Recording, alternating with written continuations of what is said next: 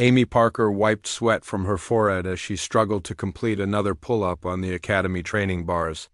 Her arms shook with effort while other cadets finished their sets easily around her. At 19 years old and barely 5 feet tall, she looked like a child among the other trainees who towered over her with their broad shoulders and confident smiles.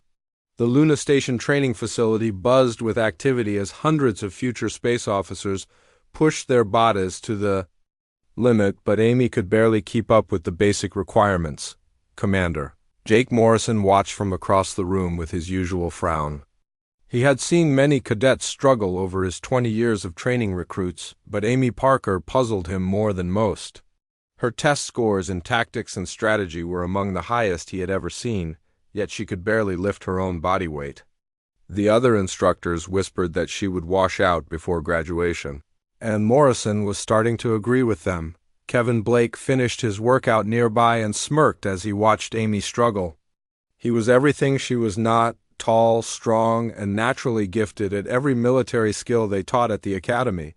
His blonde hair never seemed out of place even after the hardest training sessions, and his blue eyes held the confidence of someone who had never truly failed at anything important.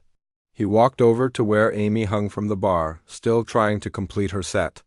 "Need help there, Tiny," Kevin said loud enough for nearby cadets to hear. "Maybe you should try the children's equipment instead." Several other cadets laughed at his joke, including his friends who always gathered around him like loyal followers. Amy gritted her teeth and managed one more pull-up before dropping to the ground, her legs unsteady from exhaustion. Lisa Grant appeared beside Amy with a water bottle and a concerned look. Lisa was the only cadet who had shown Amy any real kindness since training began 6 months ago. She was average height with brown hair and kind eyes that always seemed to see the best in people. "Ignore him," Lisa whispered as she handed Amy the water. "He's just showing off again." The combat training session that afternoon was even worse for Amy. She faced off against Danny Hughes, a quiet cadet from Texas who was known for being gentle during sparring matches. Danny was careful not to hurt his smaller opponent, but Amy still found herself on the mat repeatedly. Her movements were awkward and slow compared to the fluid grace of her classmates, who seemed to dance through their fights, but something strange happened during their final match. Danny came forward with a basic arm grab that Amy had defended against hundreds of times before. She moved instinctively, her hand catching his wrist and twisting slightly to break free. There was a sharp crack and Danny cried out in pain as he fell to his knees, clutching his arm. The training hall went silent as instructors rushed to help. "Danny?" Amy stared at her own hands in shock while medics checked the injured cadet's wrist. "It's broken," announced the chief medical officer after a quick examination. "Clean break too. Someone used serious force here." Commander Morrison looked between Amy and Danny with confusion. The girl barely weighed 100 pounds and had never shown any sign of unusual strength before. Danny was twice her size and experienced in martial arts. It made no sense that she could break his wrist with what looked like a simple, defensive move. "It was an accident," Amy said quickly, her voice shaking. "I didn't mean to hurt him." Danny nodded in agreement as the medics took him away, but Amy noticed something odd in his eyes. Not just pain, but something that looked almost like fear over. The following weeks, Amy began to notice other strange things. The alien exchange students at the academy started avoiding her in the hallways.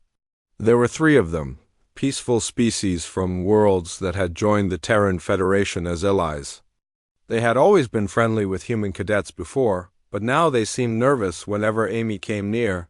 Zek, the tall blue-skinned Altarian, actually crossed to the other side of the corridor when he saw Amy approaching. Kira, the furry cat-like Felixian, stopped visiting the human dining hall altogether after Amy sat near her table one day. Even Vorth, the gentle 4-armed Centauran who helped tutor struggling cadets, declined to work with Amy when she requested extra help. The graduation assignments were announced on a cold Tuesday morning in the academy's main hall. Amy sat with Lisa in the back rows, expecting to receive some minor posting on a supply ship or research station. Her poor physical scores and the incident with Danny had convinced everyone, including herself, that she would get the least important assignment. Available. Captain Helen Brooks read the names alphabetically, and Amy held her breath when she heard Parker. Amy called out. CNS Discovery Exploration Division, the captain announced. A murmur went through the crowd of cadets. The Discovery was one of the fleet's newest exploration vessels, and assignment there was considered a high honor usually reserved for top graduates. Kevin Blake's mouth dropped open in surprise, and even Lisa looked shocked. Amy felt her cheeks burn with embarrassment as hundreds of eyes turned toward her. She was certain there had been a mistake. Commander Morrison approached Captain Brooks after the ceremony with a puzzled expression. "Ma'am, I need to ask about Cadet Parker's assignment," he said quietly. "Her physical scores are well below standard, and she's had disciplinary issues." "Why wasn't she discharged months ago?" Captain Brooks looked at Amy across the room where she stood talking nervously with Lisa. "I don't make those decisions, Commander. Orders came from Fleet Headquarters. Apparently someone thinks she has potential we haven't seen yet." The CNS Discovery cut through space like a silver arrow, its hull gleaming under the light of distant stars. 3 months had passed since Amy Parker joined the crew as a junior exploration officer, and she was still trying to find her place. Among the experienced spacers who made up the ship's complement, the Discovery was everything the Academy had promised, a state-of-the-art vessel designed for deep space exploration and first contact missions. Captain Helen Brooks stood on the bridge studying the sensor readings from the unknown system they had just entered. The stellar cartography database showed no record of civilization here, but their instruments were picking up artificial structures on the third planet. Massive geometric shapes dotted the surface in patterns too regular to be natural formations. Amy worked at a junior officer station, monitoring communication frequencies and trying to look useful while the senior staff made the important decisions. She had learned to stay quiet during briefings after accidentally asking questions that revealed how little she knew about real space operations. The Academy had taught her theory, but actually serving on a starship was completely different. Lieutenant Greg Stevens called together the exploration team in the main briefing room. He was a veteran officer with 15 years of experience in first contact situations, and his calm demeanor helped steady nervous junior officers like Amy. "We have what appears to be an archaeological site covering most of the planet's main continent," he explained as holographic images appeared above the conference table. "The structures are old, possibly thousands of years, but they're remarkably well preserved." The images showed vast cities built from some kind of dark stone that seemed to absorb light. Tall spires reached toward the sky like claws, and massive walls formed geometric patterns that hurt to look at for too long. There were symbols carved into every surface, angular markings that seemed to writhe and shift when viewed directly. "Preliminary analysis suggests the builders were large bipedal creatures with advanced technology," Stevens continued. "We're seeing evidence of energy weapons and some kind of atmospheric processing equipment. Whatever happened to them, they left in a hurry." Amy raised her hand hesitantly. "Sir, have we identified the species that built these cities?" Stevens shook his head. "Negative, Cadet. The computer databases don't match these architectural patterns to any known civilization. That's why we're going down there. Someone needs to make first contact with whatever records they left behind." The landing party consisted of 8 people, including Amy, who was assigned as a backup communications officer. She wore the same environmental suit as everyone else, but hers had been modified to fit her small frame and looked almost comical compared to the others. Corman P. Collins joked that she looked like a child, playing dress-up in her father's equipment. The planet's surface was eerily quiet as their shuttle touched down near the largest structure complex. The air was breathable but thin, and everything had a reddish tint from the dim star that provided barely enough light to see clearly. Amy followed the team through massive doorways designed for creatures much larger than humans, trying not to think about what kind of beings had walked these halls. The ruins were filled with artwork that made Amy's skin crawl. Every wall showed scenes of hunting and conquest, with tall reptilian figures dominating smaller creatures. The aliens were clearly predators. Their faces were all teeth and claws, their bodies built for speed and violence. Most disturbing were the religious symbols that appeared everywhere, showing what looked like death and darkness consuming entire star systems. Dr. Laura Martinez, the team's archaeologist, was fascinated by the hieroglyphic writing systems. These beings called themselves the Veltar, she announced after scanning several wall inscriptions. They were a spacefaring empire that controlled dozens of worlds before vanishing about 3,000 years ago. The writing suggests they were natural hunters who viewed all other species as prey. Amy studied the carved images more closely while the others worked. The Veltar had been magnificent predators, standing 7 feet tall with muscular bodies, covered in scales. Their claws looked like they could tear through metal, and their teeth were designed for ripping flesh. But what bothered her most were the religious texts that Dr. Martinez was translating. They were afraid of something, Martinez said with growing excitement. There are repeated references to a death that walks among stars and warnings about the hunters who cannot be hunted. It seems like they encountered something that terrified them so much they abandoned their entire civilization. The attack came without warning while the team was documenting artifacts in the central temple. Amy was examining a wall carving when she heard Pete Collins scream behind her. She turned to see 7 massive Veltar warriors pouring through hidden doorways like liquid death, their claws already red with blood. The Veltar moved faster than anything Amy had ever seen. Lieutenant Stevens managed to draw his sidearm before claws raked across his chest, sending him crashing into a stone pillar.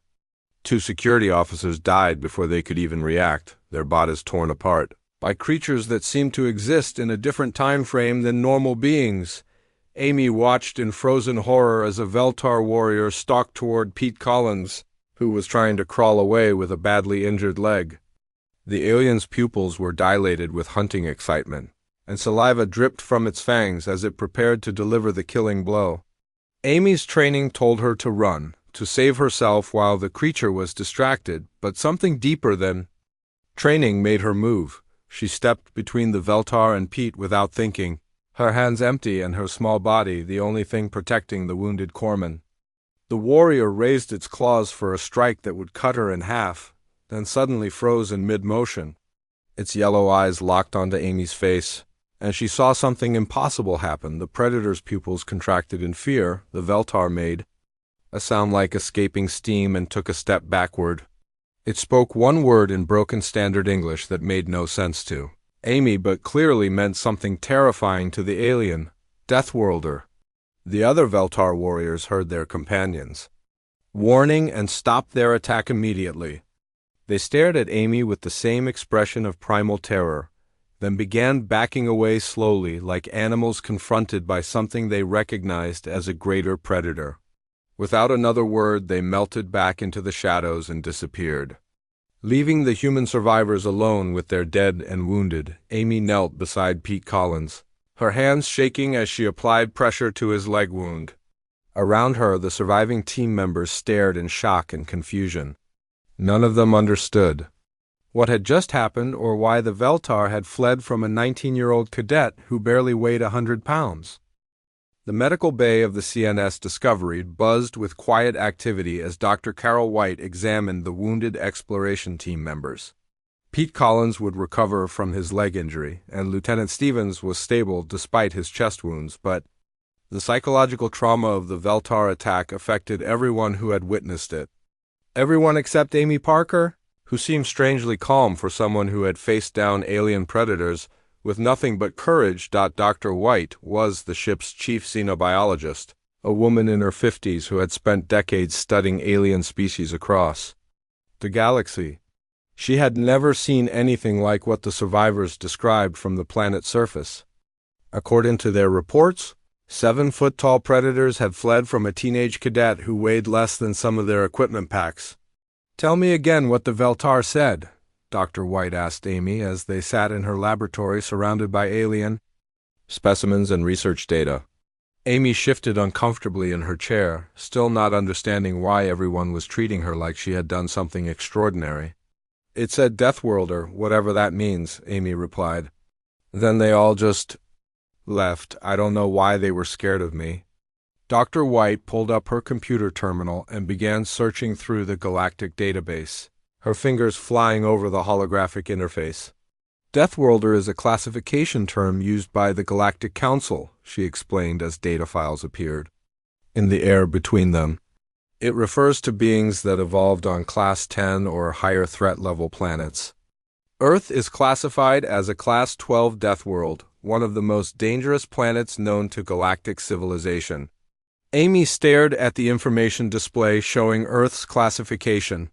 According to the database, her homeworld was considered so hostile that most alien species would die within hours of landing there.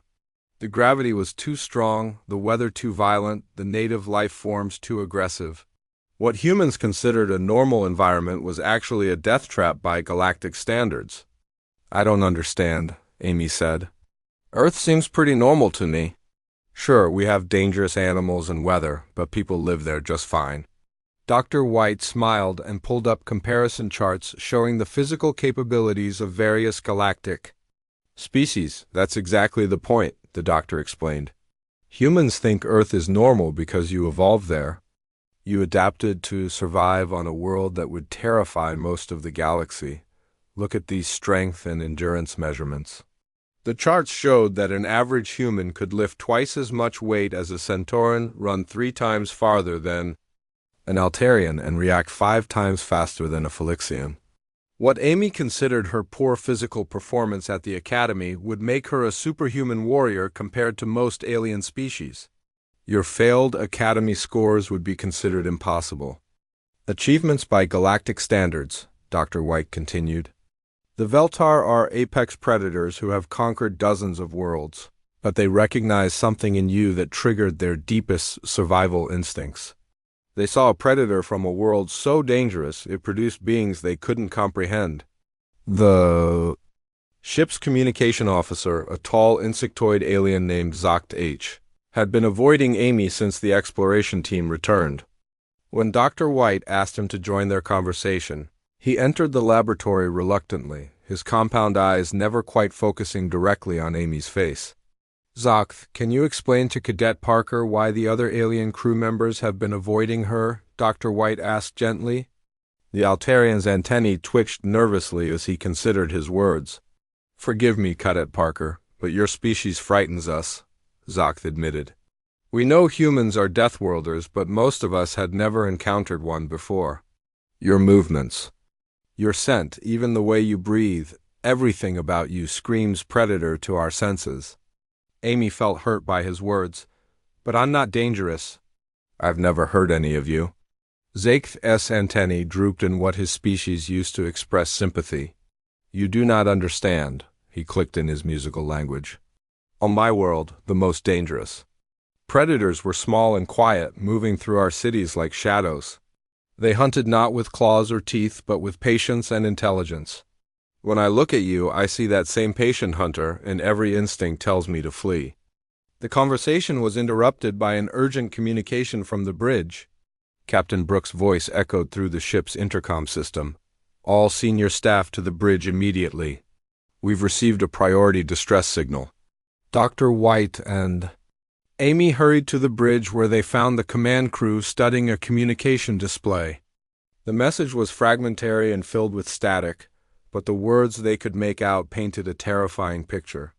A research station on the edge of Veltar space was under attack, and 3 rescue ships had already been destroyed trying to reach them. The station has a crew of 47 researchers studying Veltar artifacts, Captain Brooks explained to the assembled officers. They've been broadcasting distress signals for 6 hours, but every ship that approaches the system is destroyed before they can establish contact. Lieutenant Stevens, still recovering from his injuries, spoke up from his medical support chair. Captain, based on what we observed on the planet, I believe the Veltar are actively hunting human settlements. They may have been waiting for us to expand into their territory. Amy listened to the discussion with growing alarm. The senior officers were debating whether to attempt a rescue mission or call for military support from the fleet. Every option seemed to involve either abandoning the researchers or risking the discovery in what appeared to be a carefully planned ambush. "Captain," Amy said quietly, then repeated herself louder when no one heard her. "Captain Brooks, I think. I should be part of any rescue team?" The bridge fell silent as everyone turned to look at her. "Absolutely not," Lieutenant Stevens said immediately. "Cadet, you're not trained for combat operations, and this situation is far beyond academy exercises." Amy's cheeks burned with embarrassment, but she pressed on. "Sir, with respect, the Veltar ran from me on the planet. If they're hunting humans, maybe having me there would change their behavior." Captain Brooks considered her words carefully. "The cadet has a point," Dr. White interjected. "If the Veltar truly perceive humans as Deathworld predators, Amy's presence might give us a psychological advantage." Lieutenant Stevens shook his head firmly. "I won't put an untrained cadet in harm's way based on alien superstitions." The Veltar. Retreat was probably just confusion or tactical repositioning. He looked directly at Amy with sympathy in his eyes. "I know you want to help, but this isn't a training exercise. These are professional warriors who have been planning this attack." Captain Brooks made her decision. "We'll proceed to the research station with a full security detail. Cadet Parker will remain aboard the Discovery in a support role." "That's final." Amy nodded acceptance of the order, but inside she felt a growing certainty that her captain was making a mistake. As the Discovery changed course toward the embattled research station, Amy stood at an observation window watching the stars. Wheel passed. She thought about what Dr. White had told her about Deathworlders and what Zach had said about patient hunters. For the first time in her life, she began to understand that being small and weak might not be the disadvantage she had always believed it was. The CNS Discovery dropped out of hyperspace to find the research station, surrounded by sleek Veltar warships that moved through space like hunting sharks. The alien vessels were works of art and death combined, their hulls covered in the same angular symbols Amy had seen in the ruins. Each ship bristled with weapons that pulsed with malevolent energy, waiting to tear apart anything that approached their prey. Captain Brooks stood on the bridge watching the tactical display with growing concern. The research station was still, transmitting distress signals, which meant some of the crew remained alive, but the Veltar had positioned themselves in a perfect killing formation around the facility. Any rescue attempt would require flying directly into their trap. "3 ships have already tried to reach the station," reported the tactical officer. "All were destroyed within minutes of entering the system. The Veltar are using some kind of coordinated attack pattern we've never seen before?" Captain Brooks nodded grimly as she studied the enemy positions. "They're not just raiders," she realized. "This is a military operation with professional planning. They want us to come after the station so they can destroy us too." She turned to Lieutenant Stevens, who was monitoring the situation from the medical section. "Greg, what's your assessment?" "It's a trap, Captain," Stevens replied over the com system. "They're using the researchers as bait to draw in more human ships. I recommend we call for fleet support and maintain our distance until reinforcements arrive." The first rescue attempt began an hour later with a carefully planned approach. Using the Discovery shuttlecraft and a full security team, Amy watched from the observation deck as the small ships launched from the hangar bay, their hulls gleaming in the light of the system's red star. She had requested permission to join the mission 3 times and been refused. Each time, the Veltar response was swift and brutal. As soon as the human shuttles entered weapons range, the alien warships opened fire with coordinated precision that spoke of centuries of combat experience. The lead shuttle exploded in a ball of superheated gas while the others tried desperately to retreat back to the Discovery. Only one shuttle made it back, its hull scarred by alien weapons and its crew traumatized by what they had witnessed. The pilot, a veteran spacer named Jack Murphy, could barely speak as medical teams carried him to the infirmary. "They were waiting for us," he kept repeating. "They knew exactly where we were going and when we'd get there." The second attempt came 2 hours later with different tactics. Captain Brooks ordered a direct assault on one of the Veltar ships, hoping to break their formation and create an opening for a rescue run.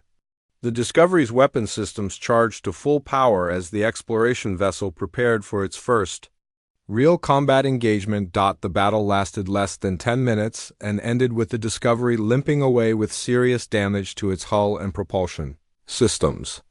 The Veltar ships moved like a school of fish, their formation shifting and flowing around the human vessel's attacks while their return fire systematically destroyed critical systems. They seemed to know exactly where to hit for maximum damage. With minimal effort, Amy felt the ship shudder around her as Veltar boarding pods attached to the outer hull with metallic clangs that echoed through the corridors. The alien warriors cut through the Discovery's armored plating like it was paper, their plasma torches opening doorways directly into inhabited sections of the ship. The security teams rushed to repel the boarders, but the Veltar moved through the ship's passages with fluid grace that made human defenders look clumsy by comparison. Their claws could tear through combat armor, and their reflexes allowed them to dodge weapons fire that should have been impossible to avoid. Within minutes, the aliens had seized control of 3 entire decks. Amy listened to the battle reports over the ship's communication system from her assigned station in the computer core. The Veltar were systematically hunting down crew members, sealing off sections and eliminating resistance with professional efficiency. Lieutenant Stevens was among the wounded, his second serious injury in less than a week leaving him unable to coordinate the defense. "All hands, this is Captain Brooks," came the announcement over the intercom. "We are implementing Emergency Protocol 7. All non-essential personnel report to designated safe areas and await further orders." Amy knew that Protocol 7 meant the ship was about to be abandoned, but she also knew the Veltar would never let the escape pods reach safety. The fighting moved closer to her position, as human defenders fell back from deck after deck. She could hear the aliens moving through the ventilation systems above her head, their claws clicking against metal as they hunted for survivors. The security teams were brave, but they were fighting predators who had evolved for this kind of close-quarters combat. Amy made a decision that would change everything. She sealed the computer core behind her and accessed the ship's internal systems, using her academy training in technical operations to understand the Discovery's layout better than anyone else aboard. If the Veltar wanted to hunt humans in their own ship, she would show them what a real predator could do. She armed herself with a basic plasma pistol and emergency cutting tools, then opened the blast doors that the security teams had sealed to contain the alien boarders. The corridors beyond were dark and filled with the scent of burned metal and something else, a musky odor that her hindbrain recognized as the smell of dangerous animals. The first Veltar warrior she encountered was examining the body of a fallen security officer near the main armory. The alien was magnificent and terrible, its scales rippling with colors that shifted as it moved. When it sensed her presence and turned to face her, Amy saw her own reflection in its yellow eyes and realized something important about herself. She wasn't afraid anymore. The terror that had paralyzed her during academy training was gone, replaced by something cold and calculating that felt as natural as breathing. The Veltar warrior saw the change in her posture and hesitated, its predator instincts recognizing something dangerous in the small human female. Amy moved before the alien could react, her body flowing through combat techniques she had learned but never truly understood until this moment. The Veltar was faster and stronger, but Amy fought like something that had evolved on a world where everything wanted to kill her. She used the ship's environment as a weapon, leading the alien into corridors too narrow for its claws and using maintenance shafts to attack from unexpected angles. The battle was brief and decisive. When it ended, the Veltar warrior lay motionless on the deck while Amy stood over it with barely a scratch on her environmental suit. She felt something she had never experienced before, the satisfaction of a successful hunt. The other Veltar boarders found their companion's body and began making sounds Amy had never heard before. Not roars of rage or hunting calls, but something that sounded almost like fear. She smiled grimly and began moving through the ship's corridors, hunting the hunters who had dared to invade her territory. War Alpha Sector commanded the Veltar fleet from his flagship's bridge, watching tactical displays that showed the human exploration vessel burning and helpless in space. His boarding parties had seized most of the ship's critical sections, and victory seemed certain. The humans fought bravely but predictably, using tactics that any competent predator could counter with ease. Sektar had spent 40 years hunting across the galaxy, leading Veltar war packs against dozens of species. He understood prey behavior better than most, and humans seemed no different from any other weak creatures who had built ships and thought themselves safe among the stars. Their flesh was soft, their reflexes slow, and their weapons inadequate. Against evolved hunters, the first alarm came when boarding Team 7 stopped responding to communication attempts. Sektar assumed they had encountered heavy resistance and were too busy fighting to maintain contact. Such things happened during ship assaults, especially when prey became desperate enough to fight in confined spaces where Veltar advantages were reduced. The second alarm was more concerning. Boarding Team 3 reported finding the shredded remains of Team 7 in a maintenance corridor, but no sign of human defenders in the area. The bodies showed wounds consistent with human weapons, but the tactical positioning suggested the attackers had moved through ventilation shafts and service tunnels like hunting animals. "Impossible," Sektar growled as he studied the reports. "Humans do not hunt. They are builders and thinkers, not predators." His tactical officer, a scarred veteran named Keshtar, showed him scanner readings from inside the human ship. "War, Alpha. The human defenders have abandoned their positions and scattered throughout the vessel," Keshtar reported. "Our boarding teams cannot locate them using standard hunting patterns. It is as if they have simply vanished." Sektar's tail lashed with irritation as he considered this development. "Send boarding Team 1 to sweep the lower decks," he ordered. "Use full hunter protocols and assume the humans are hiding in their burrows like frightened rodents." But Team 1 never reached the lower decks. Their final transmission was a series of terrified screams cut short by the sound of weapons fire. Amy Parker moved through the Discovery's corridors like a ghost made flesh, her small size allowing her to travel through spaces the Veltar could never access. She had studied the ship's blueprints during her academy training, memorizing every service tunnel and emergency passage. Now that knowledge made her effectively invisible to enemies who expected humans to move predictably through main corridors. She found boarding Team 5 attempting to breach the sealed medical section where wounded crew members were hiding. The aliens worked with professional efficiency, their plasma cutters slowly burning through armored doors while their leader coordinated the attack through hand signals. They never noticed Amy watching them from a ventilation grate 10 feet above their heads. The emergency lighting system could be controlled from maintenance access panels scattered throughout the ship. Amy used this to her advantage, plunging entire sections into darkness before striking at confused Veltar warriors who suddenly found themselves blind in an alien environment. Her human eyes adapted to low light conditions better than the aliens expected, giving her crucial seconds of advantage in each encounter, but it was more than just tactics and environmental advantages that made Amy effective against the boarders. Something fundamental had changed in her during that first fight, something that Dr. White's research about Deathworlders had only hinted at. Amy was no longer trying to be a soldier or a cadet. She was being herself for the first time. And herself was something that had evolved on a world where only the most dangerous creatures survived. Boarding Team 2 made their final stand in the ship's main hangar bay, a large open space where they thought their superior speed and strength would give them overwhelming advantages. They were wrong.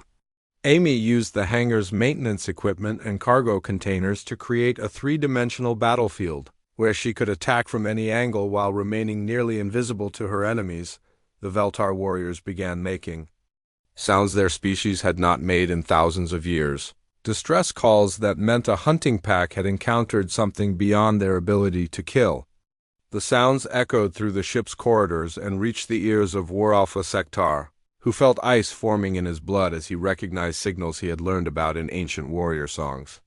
"What is happening aboard that ship?" Sektar demanded of his communications officer. The response came in broken fragments as terrified Veltar warriors tried to describe something their language had no words for. War, Alpha, they speak of a single human female who hunts our warriors like prey, the officer reported with disbelief clear in his voice. They say she moves through the ship's walls and strikes without warning. Boarding Team 6 claims she killed 3 veterans without taking a wound herself. Sektar felt something he had never experienced in 4 decades of warfare: doubt about his own superiority as a predator. He had seen humans fight before, and they were competent but unremarkable. Opponents who relied on technology and numbers to overcome their physical weaknesses. A single human female should not be able to terrify veteran Veltar warriors. The rescue of the research station began while Sektar was distracted by reports from his boarding parties. Amy had somehow restored power to the Discovery shuttle bay and launched a small craft toward the besieged facility.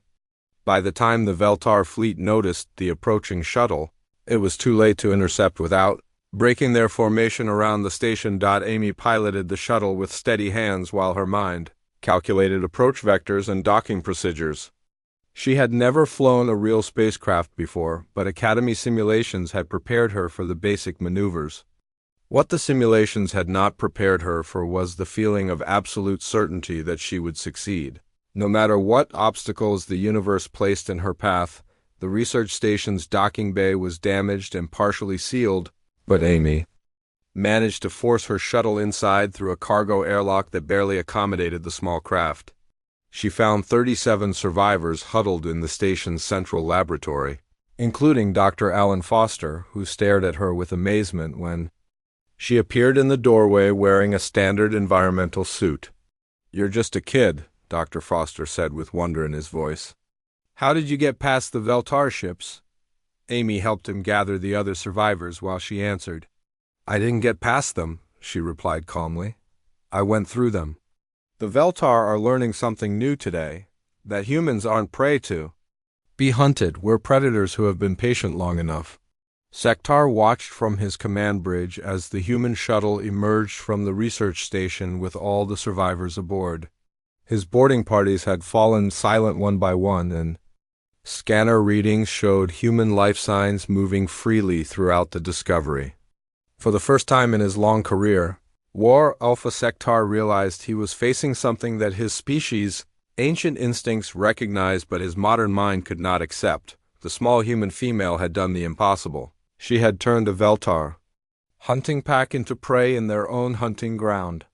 Sektar felt his hands tremble as he gave the order he never thought he would speak. "All ships, withdraw from the system immediately. We are no longer the hunters here."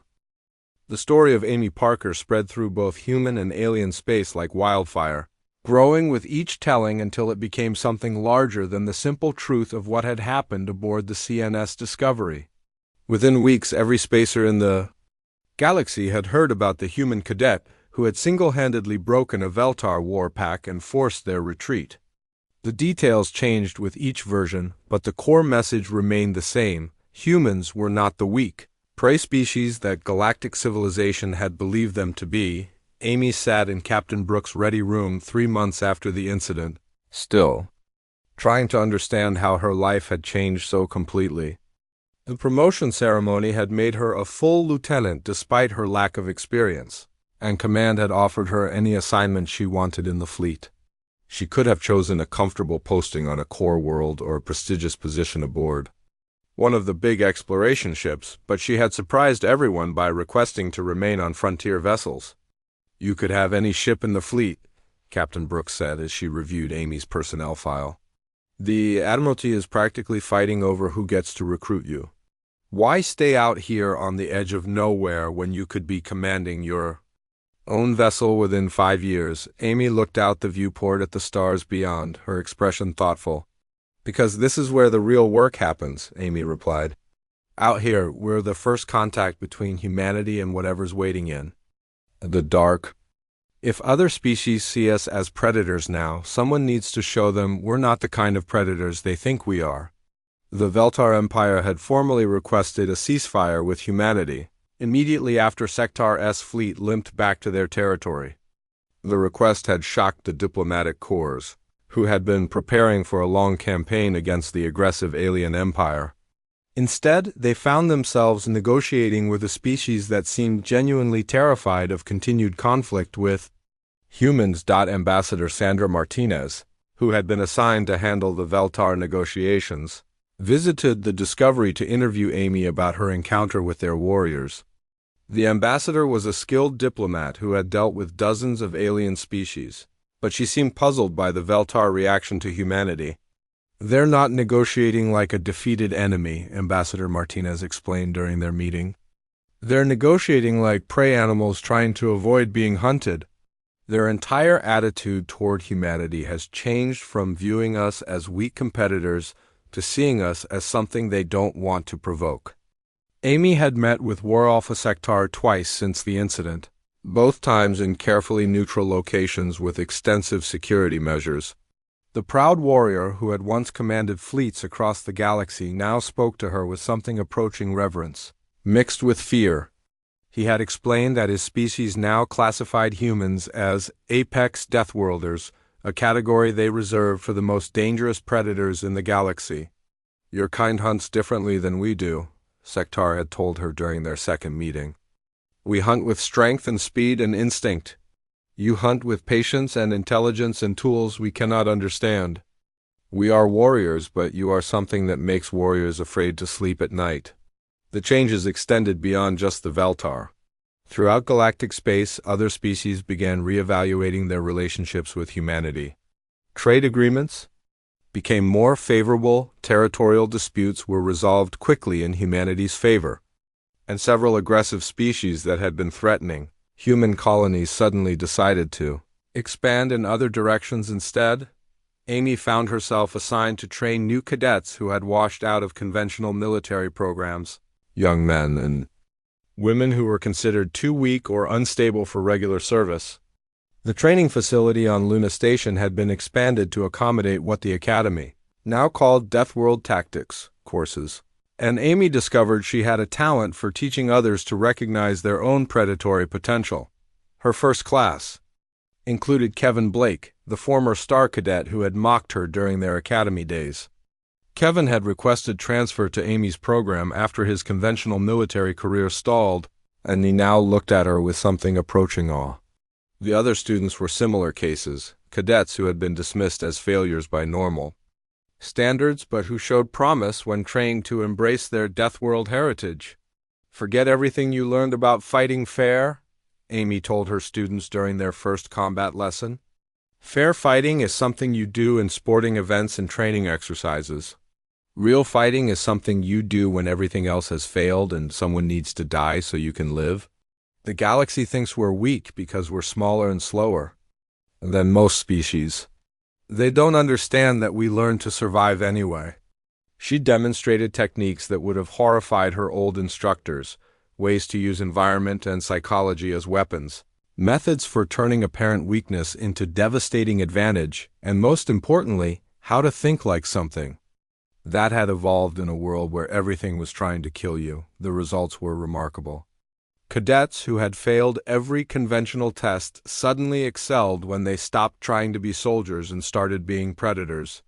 They learned to move through hostile environments like ghosts, to use their opponent's strengths against them, and to never give up no matter how hopeless things appeared. Lieutenant Lisa Grant, Amy's old friend from the Academy, joined the program as an instructor and marveled at the transformation in their students. "It's like you're teaching them to be themselves for the first time," Lisa observed. "They were always trying to be something else before, bigger, stronger, faster. Now they're learning to be human." The program's reputation grew as its graduates proved themselves in real situations throughout human space. When the colony on New Texas was threatened by raiders, a single squad of Deathworld-trained Marines ended the threat in 3 days. When first contact with the aggressive Thorkari Empire went badly, a diplomatic team that included 2 of Amy's former students successfully negotiated a peace treaty by simply existing in the same room as the alien delegates Amy stood before. Her newest class of struggling cadets on a cold morning 6 months after the Discovery incident. Among the faces looking back at her, she recognized the same doubt and frustration she had once felt herself. These young men and women had been told they were failures, Too weak for military service, unsuited for the challenges of space exploration. They think we're weak because we're small, slow, and fragile compared to them. Amy began her first lecture to the new class. They don't understand that on Earth, everything is small, slow, and fragile compared to what's trying to eat it. We didn't evolve to be the strongest or fastest. We evolved to survive anyway. She looked out at the faces of her students and saw the moment when understanding began to dawn in their eyes. The galaxy is full of predators who rely on strength and speed and natural weapons, but we're something different. We're predators who learn to hunt other predators. We're patient, and we're intelligent, and we never give up. Most importantly, we're survivors from a world that tried to kill us every single day, and we're still here. Amy assigned the students their first exercise, a simple combat simulation that every one of them would fail using conventional tactics. But that wasn't the point. The point was to teach them that failure was just another word for learning, and that sometimes the best way to win was to lose until your enemy made a mistake. As she watched her students struggle through the simulation, Amy thought about her own journey from failed cadet to the person who had made an entire alien empire afraid. She had learned that strength came in many forms, and that the most dangerous predators weren't always the ones with the biggest teeth. The galaxy was vast and full of wonders and terrors that humanity was only beginning to discover. But wherever they went in the dark between stars, Amy knew that humans would survive and thrive, not because they were the strongest or fastest species, but because they were the ones who refused to give up. They were Deathworlders, and that made all the difference in a universe full of predators who had never learned what it meant to be truly hunted.